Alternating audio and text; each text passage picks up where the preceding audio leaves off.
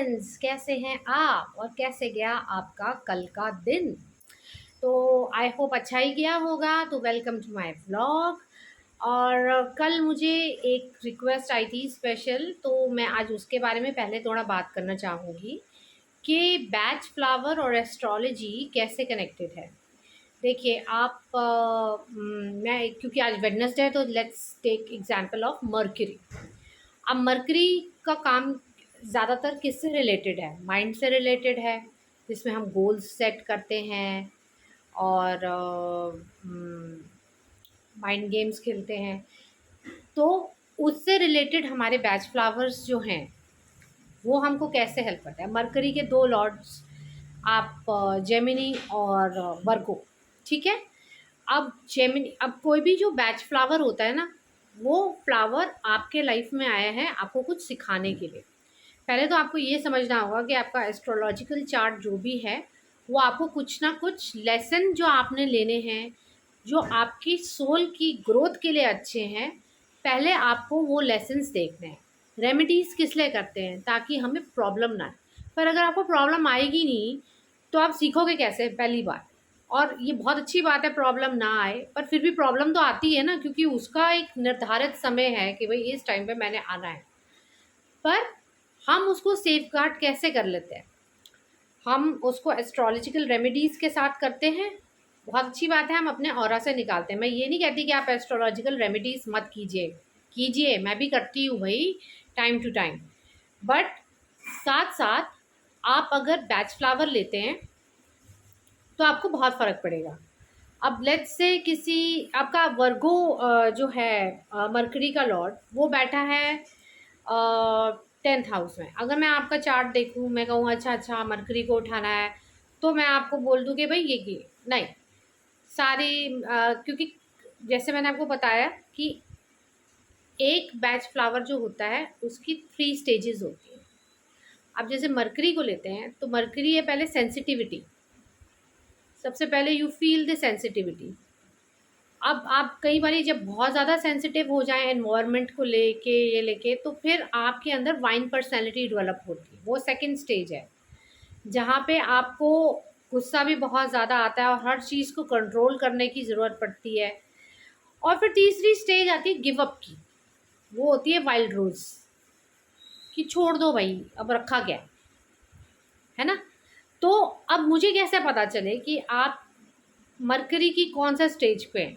वो आपकी बातों से पता चलेगा कि आप इस वक़्त सोच क्या रहे हैं, और आपके जो शब्द होंगे वो मुझे बताएँगे।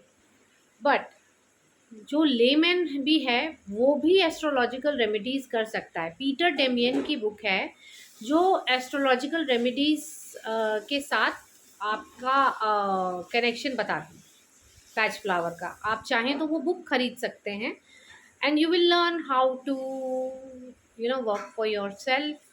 अब जैसे हम, क्योंकि क्या करते हैं बैच फ्लावर में हम ज़ोडिएक साइंस लेते हैं, क्योंकि लॉर्ड तो एक ही होता है ना। अब मरकरी है, मरकरी के 2 साइंस हैं, जेमिनी है, वर्गो है। अब जुपिटर है, जुपिटर के 2 साइंस हैं, सेजिटेरियस है, पाइसन है। कौन सा साइन कहाँ पे बैठा है, कौन सा हाउस आपका ख़राब हो रहा है, कौन से हाउस की दृष्टि आपके हाउस पे आ रही है। आप चाहें तो जाके अपना पहले एस्ट्रोलॉजिकल पूरा वो करा लें, और वो जो आपको डॉक्टर एस्ट्रोलॉजर जो भी बोलता है कि आपका फला फला ग्रह खराब है, आपको उसके लिए रेमेडी करनी है, तो आप कीजिए। अब लेट्स से सैटर्न की करते हैं। सैटर्न में आप कैप्रिकॉर्न की आपका कहाँ बैठा है, एक्वेरियस कहाँ बैठा है, आपको पहले वो देखना होगा ना। तो अगर आपके अंदर आप कहते हो कि भाई मुझे डर बहुत ज़्यादा लगता है, and that is a known fear, that is the first stage of Saturn. So that is how you interpret astrology with batch flower. I hope मैंने ये क्लियर किया होगा। और अब दूसरी बात आती है आर्ट थेरेपी पे। तो आर्ट थेरेपी पे आज हम शेप्स बनाएंगे। तो शेप्स बनाने के क्या क्या फ़ायदे हैं वो मैं आपको नेक्स्ट वीडियो में बताऊंगी, ठीक है। और जहाँ तक मैं सोच रही हूँ कि अब आपके लिए कुछ स्पेशल किया जाए। जैसे बहुत लोग चक्रास से रिलेट करते हैं कि भाई हमारे कौन से ग्रह जो है वो पर्टिकुलर चक्रा को रूल करते हैं और हम क्या क्या कर सकते हैं। So I will give you hints for that. और जो जो एग्जाम्पल्स दे सकती हूँ दूँगी, और आप करके देखिएगा, एंड आई एम श्योर कुछ ना कुछ आपका बन ही जाएगा। और कुछ नहीं, मेरा ब्लॉग तो आप पक्का देखते रहिए और साथ में शेयर भी करते रहिए। जितना ज़्यादा शेयर करेंगे उतना ज़्यादा केयर करेंगे। तो आपका ग्रैटिट्यूड चैलेंज कैसे जा रहा है भाई? अब आपने देखा, हमने सबको ग्रैटिट्यूड दिया। आपने ग्रैटिट्यूड जर्नल में पहले हम स्टार्ट से हम शुरू हुए प्रेजेंट डे से, फिर हम पास्ट में गए, फिर हमने रिलेशंस को ग्रैटिट्यूड दिया। अब आज हम आगे चलेंगे। आज हम करेंगे ट्रांसपोर्टेशन को ग्रैटिट्यूड। सो ट्रांसपोर्टेशन सिर्फ ये नहीं होगी कि कार हो गई, बस हो गई, ठीक है, इनके लिए भी बहुत ग्रैटिट्यूड है। अब ट्रांसपोर्टेशन तो आपके दिमाग में भी चलती है। जब आप बैठे यहाँ पे होते हैं और होते दिमाग कहीं और होता है, वो आपको ट्रांसपोर्ट कर देता है। कभी फ्यूचर में, कभी प्रेजेंट में आपको कुछ अच्छा गाइड कर देगा, तो वो भी तो ट्रांसपोर्टेशन है। आपके लेग्स हैं, आप चल रहे हैं, वो भी तो ट्रांसपोर्टेशन है। तो आप अपने दिमाग से सोचिए और क्या ट्रांसपोर्टेशन हो सकती है। तो आज का आपका चैलेंज यही है कि आप ट्रांसपोर्टेशन को ग्रैटिट्यूड करेंगे।